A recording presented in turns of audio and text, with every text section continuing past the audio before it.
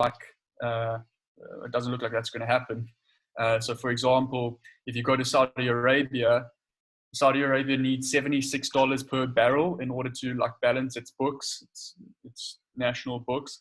The UAE requires $69, Kuwait $61. But if you go to countries in Africa, for example, Nigeria needs $144 a barrel in order to balance its books, which price of oil is never going to get there this year. So they've had to apply for emergency funding of $7 billion to the IMF and the World Bank and other developmental finance institutions. And they've also had their credit rating downgraded by Fitch and S&P. So it's going to end up costing them a lot more to borrow. But for other economies in emerging markets that are not net importers of oil and don't produce any oil, say for example South Africa. South Africa spends 15% of all imports are for oil. So it will end up helping the currency a little bit. And it could even help with increasing tax revenues, because what they'll do is, well, if you take the South African market, for example, let's say oil or fuel was normally 15 Rand per litre, and the government took 2 Rand of that as tax. If the price decreases now globally by 3 Rand a litre, the consumer should be paying 3 Rand less, but they might just keep fuel prices the same and then pocket 3 Rand difference as tax. So it may boost tax collection quite substantially. And it might actually turn out to help some emerging markets, like in theory. Problem is, though, in times like this, generally investors tend to pile into safe havens like the US and Switzerland and into their treasuries. So, yeah, they tend to disinvest from emerging markets in general. So I think that'll probably outweigh any other positive influences. So I think generally emerging markets are in trouble. And now I'm going to hand over to Yoav. Hey guys, what's up? So situation is not all bad. And when it's not all bad, it's actually really good in some parts. What we've seen in the last pandemic is massive drops in oil and all of consumptions of energy in oil and coal and gas and nuclear. But we have seen a rise even in countries that have been hit hard. In Spain is renewable energy. Renewable energy is the only branch in the energy sector that is growing despite the situation. Renewable energy capped at 25% of all energy costs by 2018, and by 2020, the International Energy Agency is even set to say that it's going to be 40%. Now, even though the sector of energy has actually dropped globally 6%, which is basically the whole consumption of India, let's say, and still greener energy has risen. Renewable energy is the only source to experience growth this year, and that can be attributed to a few key causes. Let's see, what was that? Well, most of the energy companies, the large energy companies, have, but let's start over. The major big companies, such as Shell and BP, have signed the Paris Agreement to cut emissions and to actually be low carbon. What was that? Emission.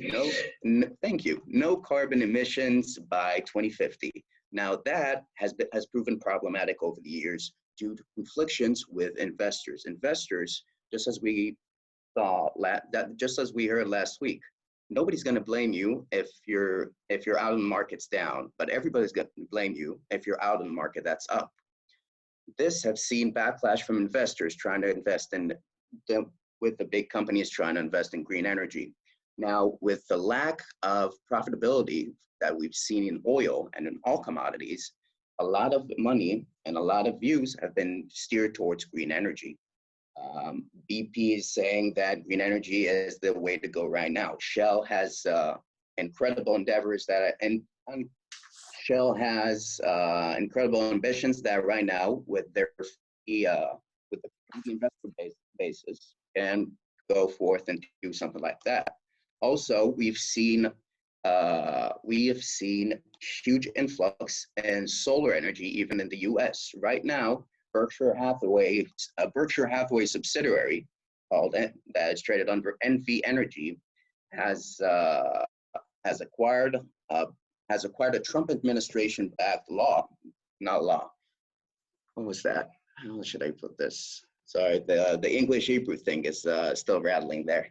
So right now, we're seeing a deployment of a huge solar field in the US, even with a hostile president, that will be able to power 260,000 homes.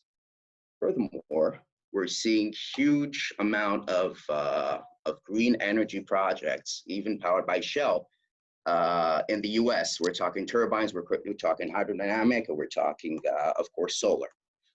With all the entries and with all this huge influx in the green energy market, what we can see is, well, huge advancements in this. I believe this is the future and this is the way to go. This is where the market's going, even by their leaders. And if we're going there, we're all better for it.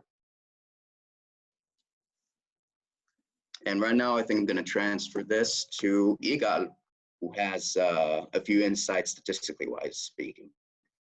Hello all. Well, it was great listening to my team members in the energy sector basically go over the current market situation in the energy sector. I mean, we have oil companies, we have energy companies, and my part in this was to create an investment model in which we can actually profit off of this volatility.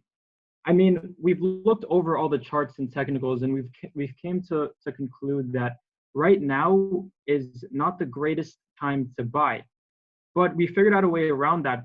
But before I say that, we've really missed the bottom to buy all of the different assets and from all the different asset classes.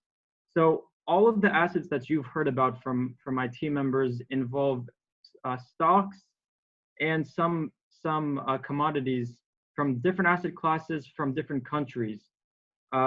Those companies include companies from Denmark, Canada, Europe, Britain, and the USA. Now, before I tell you my investment strategy model, I'd like to say that this model involves a large part of leverage to hedge. We've came up with a hedging strategy in which we'll cover our losses. And since we believe that the bottom is far past due, you can see most of these stocks are up over 50% from the lowest point less than a month ago. So yes, these stocks really did bottom out. They've rallied quite hard. There's definitely a lot of balance sheets to look over in which we can see that large shareholders are starting to dump their shares. And that is why we've created a hedging strategy in which we will be taking a couple of the stocks. Some of the stocks I included here is to buy, for example, CPH in Denmark for the long term. We believe that this stock has much more long-term potential.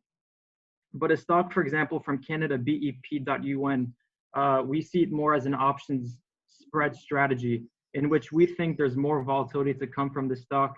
And the way we can profit is from far out of the money options contracts, in which we will put short-term bets on far out of the money options contracts, which will expire profitable, and which can, for example, be able to cut all of our losses. Recover all of the losses if we were to bet against, if we were to buy CPH, because we're doing a long-term strategy on that. Those are two renewable energy stocks. So we have a hedging with our renewable energy stocks. Now for the oil stocks, and then there's one more renewable energy stock that we're gonna have a strategy for. But again, this is all for one single portfolio. A gas stock, KMI. we see a short-term buying opportunity. So this will be able to make us money in the short term. The other two is half a short term, and the other one is a long term. So we have a short-term buy on KMI, and these are for the international. We actually have now we have international gas companies, oil and gas companies, BP, CV, and RDS.A. These are international gas companies. Again, these stocks have rallied very strongly, but we are still in this model. We're going to be buying these kinds of stocks. We'll buy these stocks for the long term, and we'll hedge them on the way down by shorting futures contracts on crude oil and Brent oil. /CL will roll over the contracts before they expire. So it's basically an insurance in case of the stocks going down. We'll be able to recover all the losses. And the last asset in our portfolio is the USO, acting as a risk-free asset, because USO is the US oil fund. From our previous lecture, we had insights of this stock doubling within 2 years, making this a pretty safe risk-free asset. I mean, we don't see the US oil fund going bankrupt. Now the stocks can go bankrupt, but that's why we've decided to buy. That's why we decided, to short futures contracts by buying puts.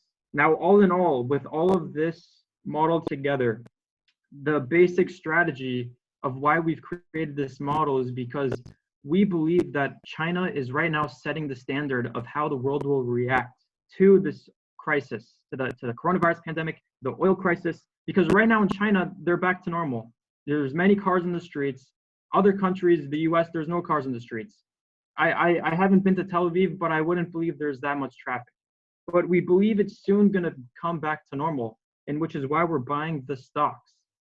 And it's going to go back to normal. The stocks are going to start to increase, and we're hedging because in case there's a second wave of the pandemic, that is why we're shorting the futures contracts. Because if there's a second wave, it's going to be a disaster. It might even be worse than what we've seen now, because usually the second waves are much worse. I mean, if you look back to the Spanish flu, it was, I think, 1 million. The first wave and second wave was 40 million. So we would actually be able to profit off betting against futures contracts. So it's basically a win-win-lose. The win-win will win if there's a second wave of a crisis, and we'll win if there isn't a second wave of the crisis.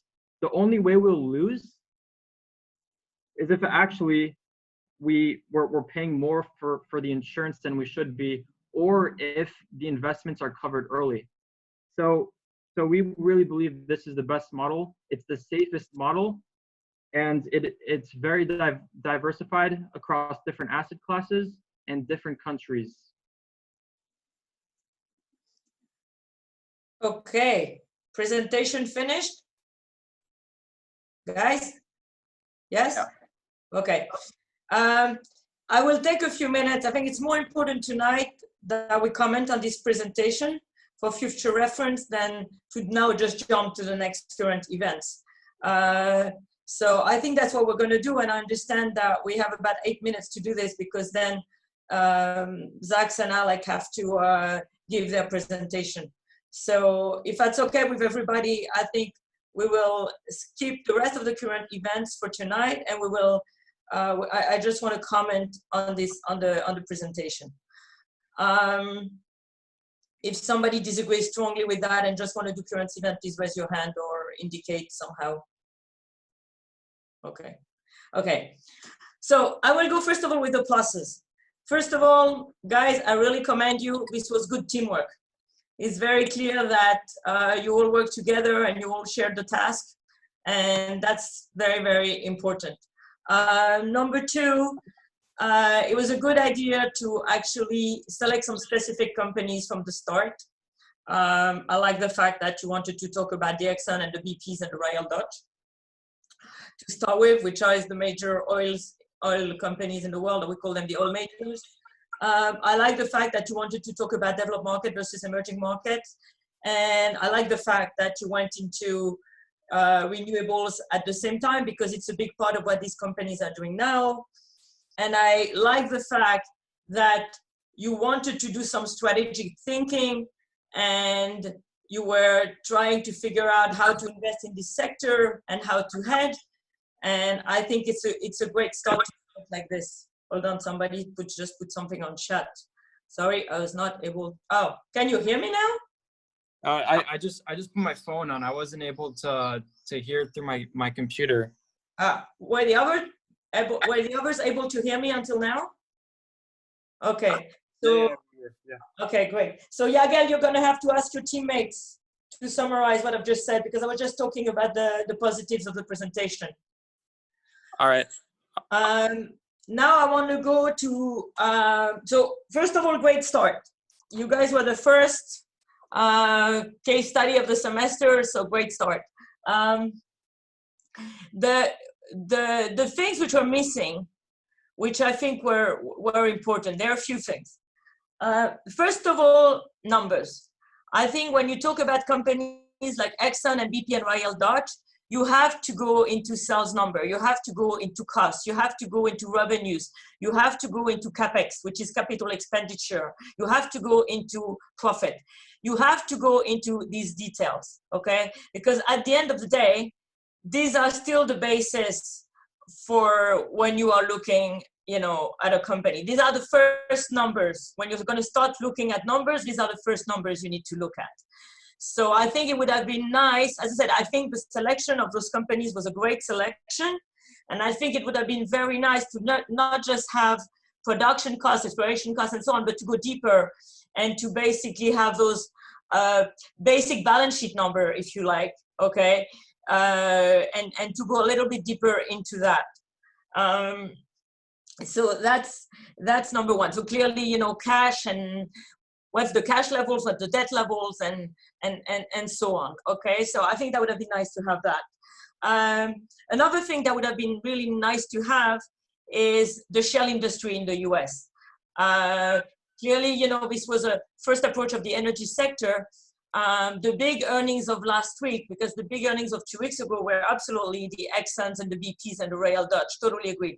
The big earnings of last week were actually the Occidental and the EOG and the Pioneer, which are the largest US companies, the largest companies in the sector of the shale industry. And it's very, it's not impossible, but I think it's very unfair to cover the energy sector today without covering these energy companies as well, because they're a big part of why the sector has changed so much in the past few years, is that the US shale industry has actually hurt the Middle East a lot. Okay, the fact that the Americans could actually become oil exporters, that was unheard of not so long ago. So I think it would have been good to have a bit of coverage of those, let's say, take those three companies and get some results from them, some earnings, and have a little bit of overview of what's going on there, because these guys are really, really hurting with an oil price below $30. Okay, they're already hurting with an oil price below $40. So forget $30 and what we've seen the past few weeks. And another thing is regarding the investment strategy. Okay, so it was a very nice idea to look at some specific stock ideas, like the Danish one and the other one, and try to diversify by countries. I think it would have been good to have a better overview on why these stocks specifically are a buying opportunity, not just because you're diversifying by countries and because you have a way to hedge and so on. Why specifically you decided on those 2 or 3 companies? Why is it it's a buying opportunity? What is it in their numbers, in their strategy, whatever it is? I think it would have been nice to maybe spend a little bit less time on the technicals about the hedging and a little bit more time about why you actually specifically decided on these companies. Okay, I think that's the basic. You start with that. These are the buying opportunities. You expand on that, and then you can go a little bit into your hedging strategy and why you want to hedge and how you want to hedge. Okay, but I think that's the first thing. And now the last thing I want to say, and as I said, take into consideration, I think you guys did a good job, because we are at the beginning now of this kind of presentations. You have to be very, very specific in the terms you're using. And that's extremely, extremely important. And this, whenever you're going to be interviewing with people or presenting to people, whatever you're going to be doing in your future life, sometimes you have a little bit more leeway in university, but once you're in the real world, if you like, and you're going to be working, you have to be very specific in terms of the term you use, okay? So for example, I'll take just one example because otherwise it will be too long, but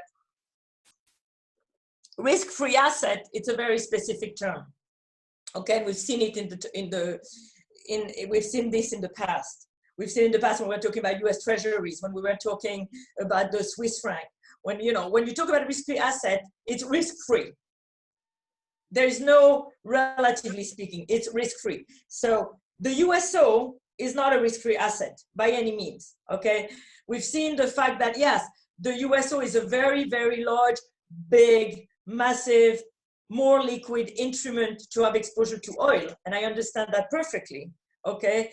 But this kind of instrument that gives you an exposure to oil, which by no means is a risk-free asset, is not a risk-free asset. So this is just one example, and I'm sorry if I pick on that one, but I just wanted to be very clear that especially in this world where you have very specific technical terms, just make sure that whatever presentation you're giving, okay, you always use the exact term you want to use. So maybe you say, in a relative manner, okay, this is a safer way to play the market. That's fine, okay, but by no means it's a risk-free asset, okay.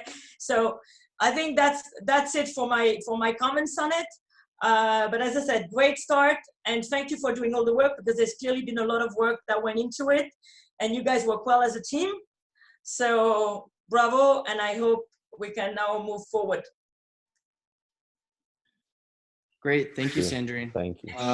Any questions on this before we give the floor to Zach and Alex for their presentation? All good, all good.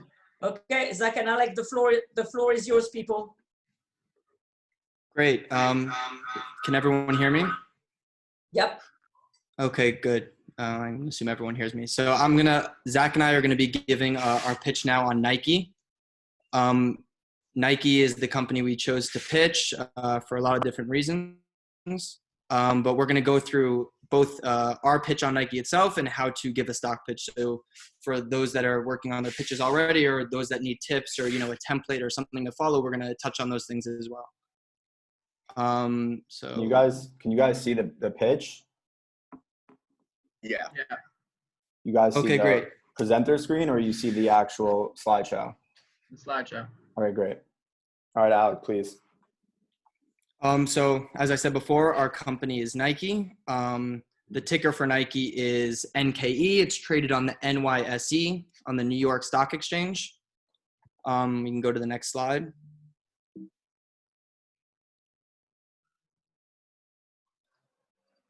So the company overview. So this is the most important, or I guess the second, or if not the most important slide on the entire pitch, where you talk about, exactly what the company does, what are their different product markets, and you talk about the share price, business highlights, financial highlights, things like that. So I'm going to start by talking about the Nike brand. The Nike brand has many different product offerings. As you see, there are 6 categories. There's running, Nike basketball, the Jordan brand, football, which soccer, training, and sportswear or athleisure, inspired lifestyle products. So they have a lot of different products that they offer, and it shows a really diversified, across their products. In the business highlights, it says there are 60% in footwear, 30% in apparel, 10% in others, which we'll get into soon.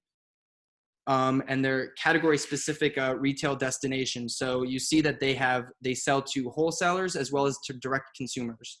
So most of, at this point, their sales come from wholesale. And as you see, it's gone down from 83% in 2012 to 68% in 2019.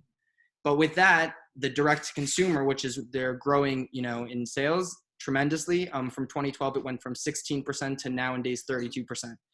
And why is that so important? Wholesale is essentially digital marketing, digital sales, online sales. It's all direct to consumer. So in 2017, Nike launched their consumer direct offense, where they began investing heavily in digital sales. And this strategy helped Nike accelerate their growth tremendously. And this really paid off during the coronavirus, when most of their brick and mortar stores were closed, they were able to actually make up that revenue through digital sales. So for example, in China, when people were isolated at home, they actually increased their sales, and their digital sales jumped 36% as a result. 20% of their total revenue at this point is also now in digital sales. So that's their digital sales. They've been growing this now since 2017, and we're gonna actually touch on it a little bit later. But unlike Adidas, who's their biggest rival, they haven't really been growing their digital sales, and I guess you'll hear soon that that's why it's really hurt them during the coronavirus. And just to touch on a couple other things, I know that Zach is going to get into the financials a little bit later, but they have a strong balance sheet, strong operating cash flow, increased gross margins, and strong investment grade credit rating. But I guess Zach will talk about those things soon. And so this is really the company overview. As you see also, we have the current share price, which is right now $90, and then our consensus target price for the following year in May of 2021 is $115. And we will get into exactly why we believe that. So the next slide, which is about the history of Nike, is just a brief history I'm going to talk about. Nike was, when it started in 1964, it was a very small company in Oregon founded by Bill Bowerman and Phil Knight. Definitely read the book Shoe Dog, written by Phil Knight. That's on how Nike really started and how it grew to be the brand and the company that it is now. And again, it's their first retail launched in 1966, and then officially the name changed to Nike in 1972. Well, the Nike brand shoe actually started in 1972, and then they didn't change officially their name to Nike until 1978. And their headquarters is in Oregon. Just a quick thing on this is that Nike really was an underdog story. I mean, Puma and Adidas and other shoe brands were already in the game, but Nike really mastered two things. Their innovation, they were constantly being innovative through their products, and they really banked, as I'm going to touch on next, their brand. So Nike has an iconic brand. Zach, can you go to the next slide? Nike's brand is really their bread and butter. They've been able to capture the attention of people through clever marketing. Their most famous slogan, obviously, "Just do it." It really, grabs people's attention, and it's something that really people stand by. To talk about a little bit about their advertisements, if you look in the top left corner, you'll see an ad with Colin Kaepernick's face on it, and it says, "Believe in something, even if it means sacrificing everything." So Colin Kaepernick, not to get too much into it, but he was a football player. He essentially believed in kneeling during the national anthem not to get political or anything, but to protest the NFL and really black African Americans and how they were being handled in the police brutality and other things like that. He ended up getting suspended from the NFL and actually banned for a year. He has not returned to the NFL since, but Nike really believes that in what he was doing. So they decided to make an ad about him, even though it was very controversial and there was a lot of backlash. Their sales actually, after the ad was released, jumped 31%. So Nike really focuses on these things. It was an iconic image, just like, Nike's brand. Another example, if you look in the middle slide, it says, if you ever dreamed of playing for the millions around the world, now is your chance. Play inside, play for the world. And this was an ad that was just released a month ago by Nike. And this was urging, people to stay at home and, as a result of the coronavirus, and to stay at home and not spread the virus. And this is another example of Nike really following the trend and seeing, what's happening right now and how can we make that work for us. And so it's really, I guess you would say, showing their brand in a positive light. They also donated, they made an announcement and they donated, I think, $15 million towards fighting the coronavirus. So that, again, is just building on their brand. And then the most important part of their brand is really the personalities. A big thing, they took a risk, I think, in the early 90s, I think 1991 on signing Michael Jordan to the Nike brand. And well, they actually signed him in 1984 and then eventually released the Jordan brand in 1991. But they took a risk on him, and really their bread and butter has been getting the biggest athletes in the world who, you know, are these global brand ambassadors, you would say, you know, that are being followed by millions of people, billions of people throughout the world. And with that Nike logo and that brand attached to those people, it really has helped grow their brand globally. So I think that, you know, endorsing these guys, it's not just a brand, but it's really the Nike lifestyle. It's a way of life, right? So it's really something that people can connect to and really feel that they're a part of. Zach, can you go to the next slide?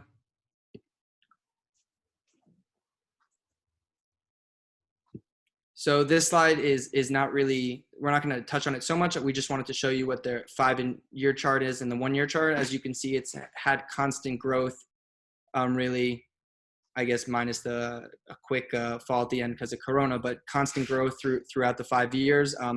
That's really Nike, again, banking on, you know, globalizing their image, especially, you know, increasing their sales in China, and their direct to consumer, focusing on digitalization and their website. Zach, can you go to the next slide?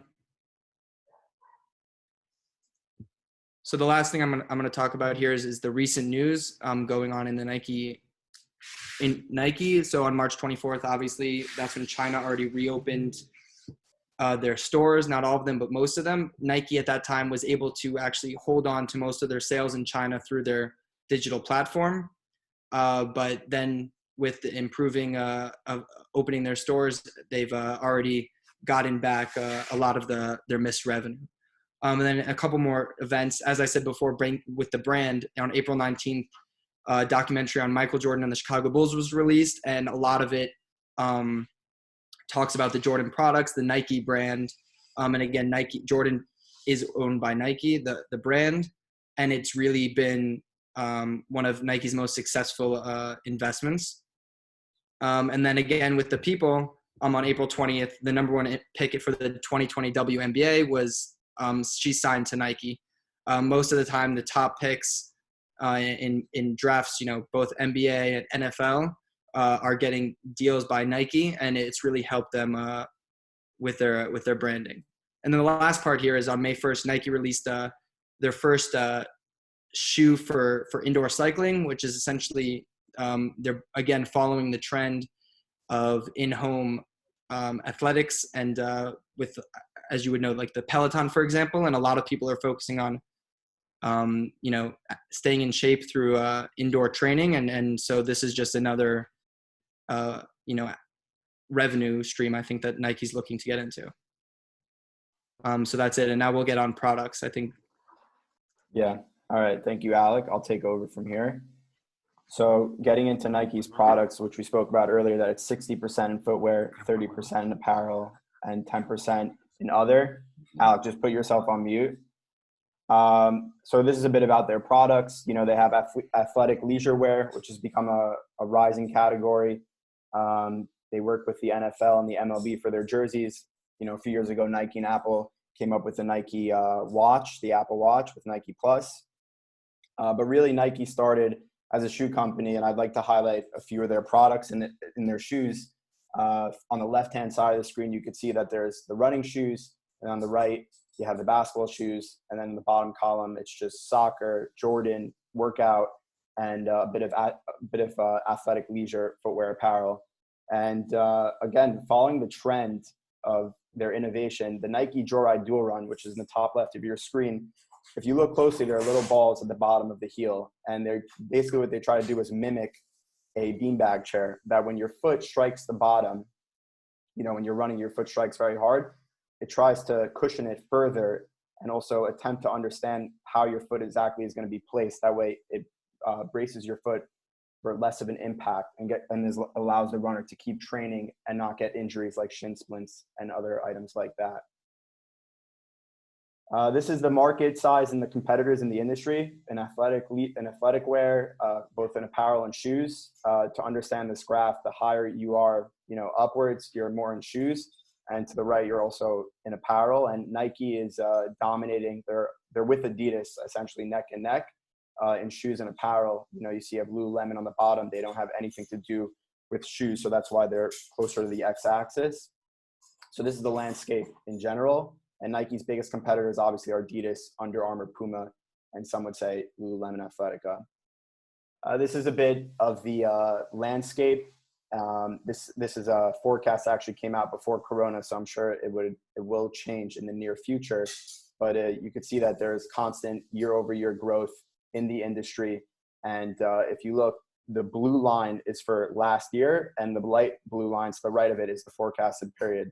Again, these probably will have changed, but because this is apparel, which people need no matter what, and footwear, which they also definitely need, you might see a bit of a slowdown, but year over year, there definitely will be growth in these industries moving forward. So this is Nike's income statement. It goes back to 2016. TTM, it stands for trailing 12 months. So it basically adjusts the income. Zach, sorry to interrupt you, but there was a question on the previous slide, which was how the competitor slide was actually produced. Can you? Yeah, sure. Before we move on to the. Definitely. Sorry. Next time just interrupt because I can't see the chat. This slide actually was produced by Alec, but essentially, the y-axis is the shoes. So the higher up, you are the y-axis, you're producing shoes, and the x-axis is apparel. Now, if we're looking at ASICS, for example, ASICS is a running shoe company. They barely make any apparel, and that's why they're high up on the shoes, like looking at the y-axis, and then they're not so much in apparel, and that's why they're closer to zero when you look at the x-axis. The way this was, the way we put this together was you could just go online. There are research reports that you could look up the apparel, industry. If you're in the tech, you could look up like smartphone industry, and you could put together this sort of graphic. But this, Alec, if you could speak a bit about how you did this. Just to jump in there. I guess if my understanding is correct for your question, it's how do we decide exactly where these players, competitors were on the spectrum, besides the fact that we know that they're either in the shoes or in apparel industry, and looking, at their revenue and what demographics really, buy these products. So, for example, the closest in terms of actual revenue to Nike would be Adidas. So that's why they're the closest, both on the Y and X axis. Besides the fact that it's just based off shoes and apparel, it's also, for example, in demographics, right? So people that are shopping at Nike, what other companies are they going to be shopping at? And how closely are those related? Because, if you're deciding to shop at Nike, you're shopping at Nike over other companies. So how are those competitors closely related? So that's looking, at where people shop, just going through the demographics and deciding which companies would be closest in line with the people that shop at Nike. What other, companies could they possibly go to? I don't understand what you mean about demographics. Like if you're doing it based on just revenues made off of shoes and revenues made off of apparel, doing it that way makes sense. But I don't understand your point about demographics. So, for example, a person that, let's say, shops at Lululemon, which is a very expensive brand, right, where, shorts can cost upwards of $80, they're not the same person that's buying, $10 shorts at TJ Maxx. They're two different demographics. The person that buys an iPhone is not the same person that's buying, a Nokia or whatever. It's different people with different spending, abilities. So these are all for the same demographic, like to have like a base comparison. These are the ones that match with it the best, and then how closely related also in terms of apparel, shoes, and overall revenue. So it's kind of finding that balance. Okay, for the sake of time, we're going to move on. Okay, so we went over the slide. So again, for the sake of time, I'm kind of going to go through this a bit quickly, but this is essentially Nike's income statement for the past year. Obviously, we're in 2020, and this is the annual income statement. Just a couple key things to note out, but we're going to present this on, I think, in 2 or 3 slides. It's just they have a strong profit margin, and their net income is strong, and also their EBITDA margin is very strong, and of course their bottom line, which matters the most, is also significant, and it definitely went up from 2018 to 2019, and looking at their earnings per share as well, you can see that. This is their balance sheet. I don't want to spend too much time on it because, I'll just jump into the next slide. It's easier to look at this in like a comparable analysis way. It's great to see that Nike has money in the, that they're sitting on and things like that. But in the end of the day, how much money does it actually, like how much money matters? It's better to compare it to a good competitor, which we chose Adidas. So as you could see, Nike sits on a lot more cash than Adidas. And this is extremely significant now more than ever during the coronavirus, where a lot of their US stores are currently reopening, but they definitely took a hit in the past couple of months, so they're able to weather the storm. There's talks of a second wave, but again, Nike will prove to be resilient because of their high liquidity. Another thing to note here, it's not on, but Adidas just took a $3.3 billion loan, or European euro loan, from the German government. So that definitely signifies to us that Adidas is a bit in trouble, and their cash that they're sitting on is not going to be enough to finance what they're working on and things like that. And that's a question, Zach? Yeah, just on the income statement. Okay, just sorry. 1 second, sorry. And then the last thing is we only did one competitor, but Under Armour is also definitely up there, we believe, with them. And for the past 6 quarters, they've had declines, sales growth in their North American markets. So Nike really is sitting atop in this market, especially with their competitors, which are also there neck and neck. And we believe Nike will come out of this resilient and stronger, capturing more of the market opportunity.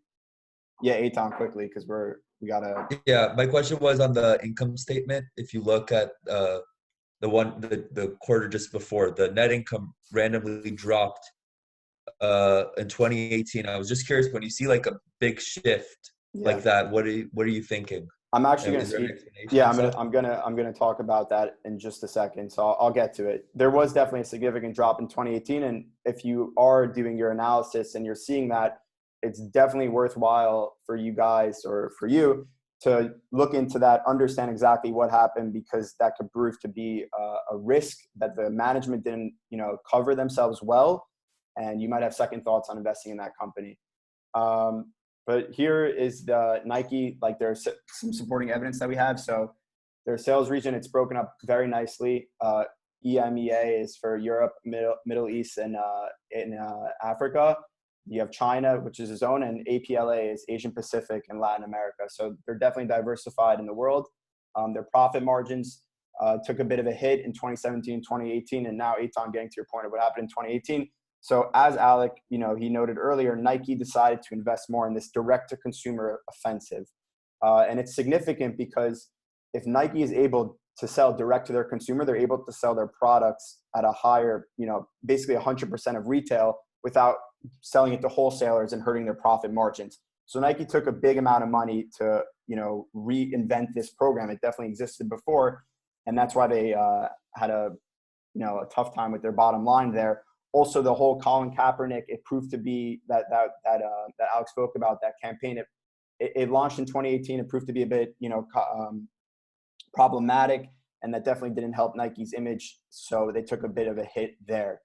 Other than that, just another key thing to mention, we didn't speak about the CEO, but Mark Parker has been with the company since the 90s or the 80s, I believe. So he knows the company well. He's also been the CEO since early 2000s. So he's been around for the GCF. He's weathered the storm. Nike's top line did not decline whatsoever. It kept going up in the GCF, and it kept proving to be resilient in the past decade. So we believe him being in charge and the other people in management, they're fantastic, and we're very bullish on this particular stock. And now I'd like to turn it to Alec to close. Yeah, thank you. Just to, conclude exactly, everything we were talking about. First of all, I want to say it's important when you're looking at a stock, you want to look both at the industry trends and the company itself. So a couple of the highlights that we have is the Nike brand really is what's carrying them through this entire thing. As you see in the highlights, they've beaten on the top line, constantly innovating their products, always staying on top of what's new. Their product diversification, as I talked about before, in terms of the apparel, shoes, they've gone into, different services, they have different apps, And, you know, so they've really found a lot of different ways to, you know, increase revenue, which has been very important. And then obviously their geographic diversification, as mentioned here, where they're targeting different markets. You know, they go everywhere from the North America, and now they've really grown in Asia and Latin America. And then again, the last thing on the highlights, liquidity is not an issue. Nike has over $3 billion in cash on hand, so they can really weather this storm. And as Zach mentioned earlier with Adidas, them not having enough cash, and really they were taking a lot of risks even right before Corona happened. Adidas actually on March 15th was still buying back shares of their company, which a lot of people were very confused and upset about. And that's why they're in trouble now. Again, now that we talked about the highlights, I'm just going to quickly touch on the risks, because when you're looking at a company, it's always important to go over the risks as well. So in North America, the sales have been slowing a little recently.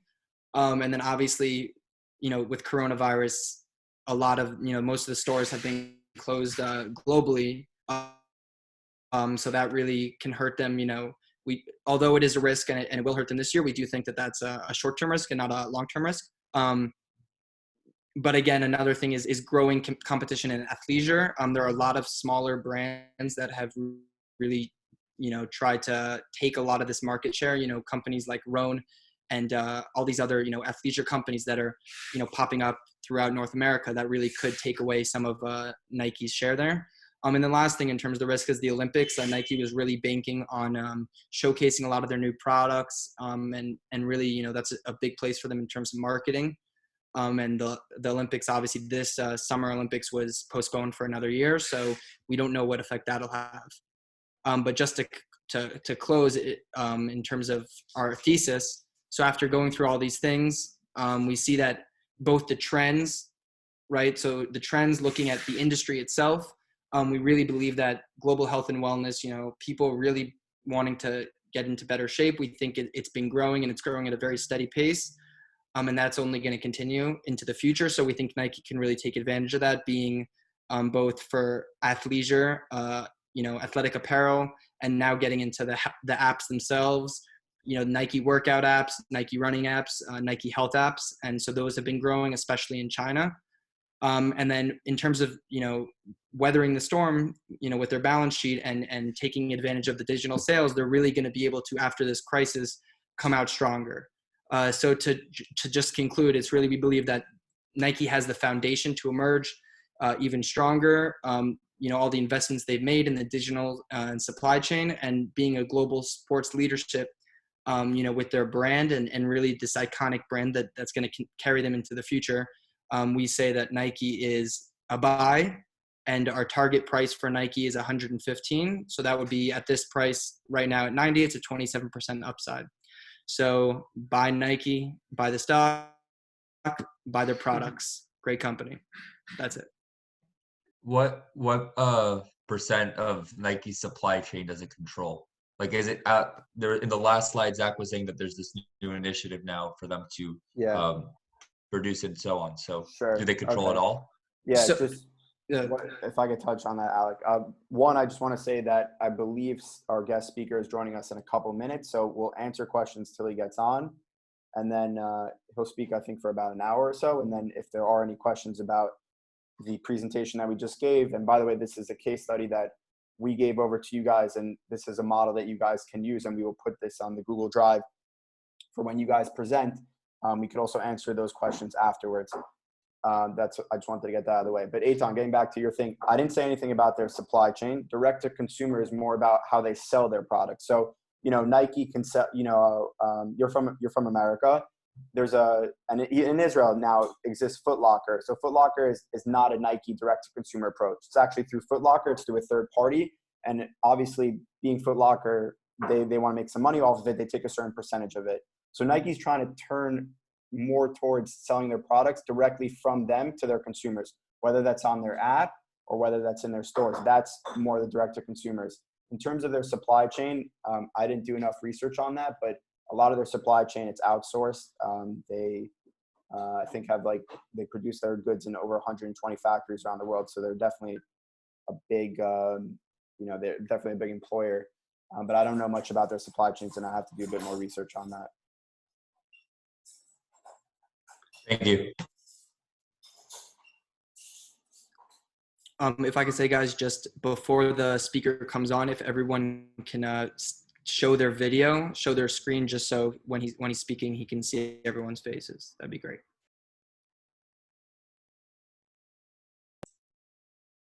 Guys, is there any if there is any quick question on this presentation before the speaker comes on, you can ask it now. We have about 2 minutes. Great work, guys.